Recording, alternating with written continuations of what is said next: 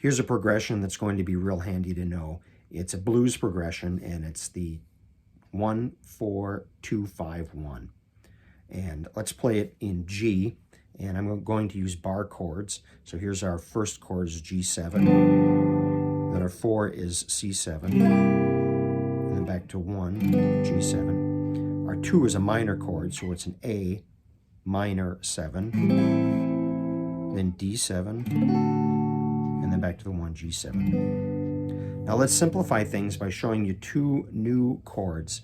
These two chords are, they have their roots on the 6th string.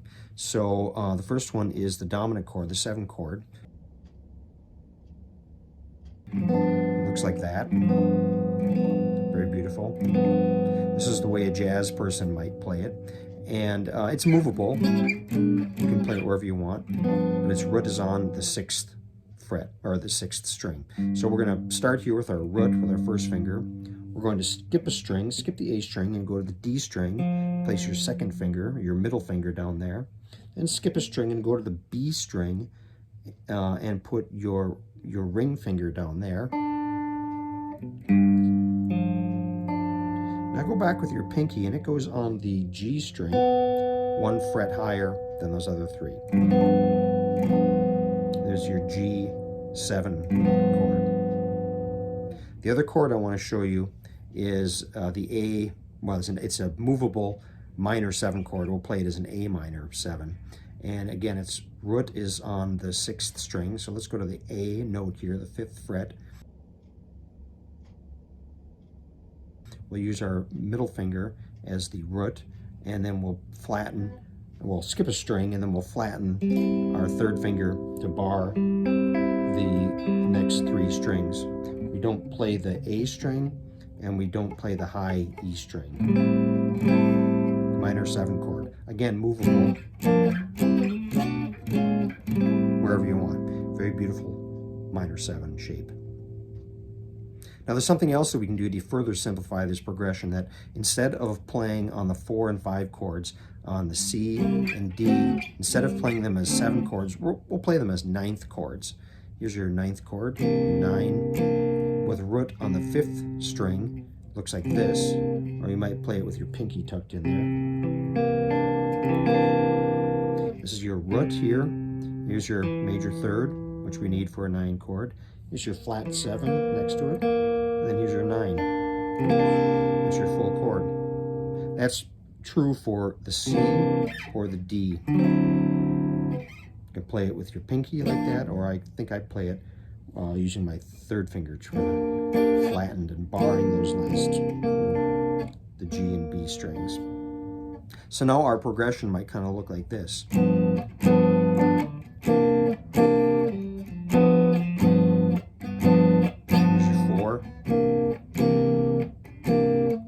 Back to the 1,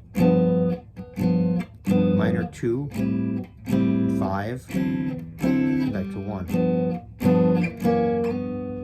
All right, now that's all well and good, but let's simplify this yet again. And we're going to reduce all these full chords down to their shell voicings. Now, whether you play guitar or piano, you can play a real simplified shell chord, which is nothing more than the 3rd and the flat 7.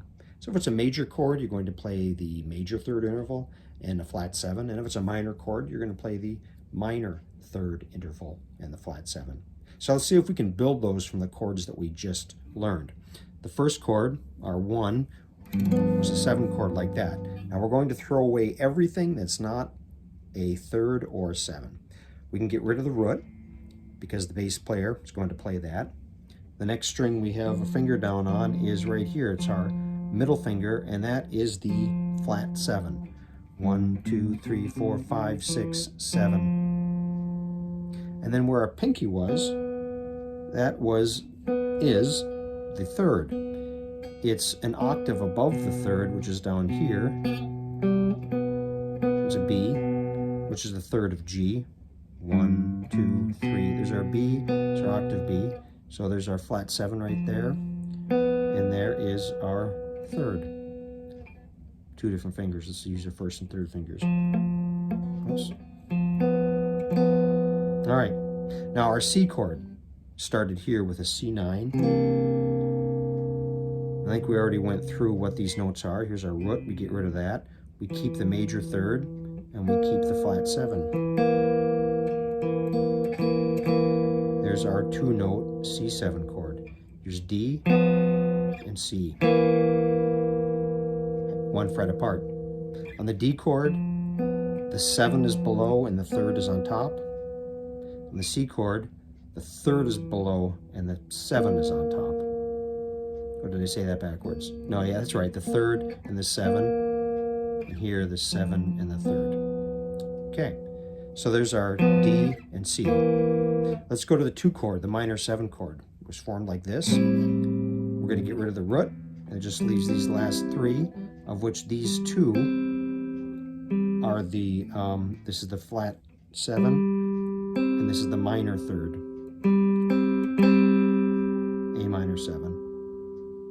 Now the D chord started here on the D9, and similarly to the C chord, we can get rid of our first finger and just leave these 2. So there's our D7. So here's our A minor 7. And all I did was move 1 finger back on that D string to give me my D7. So now we have real basic shell voicings for this progression, which kind of goes like this.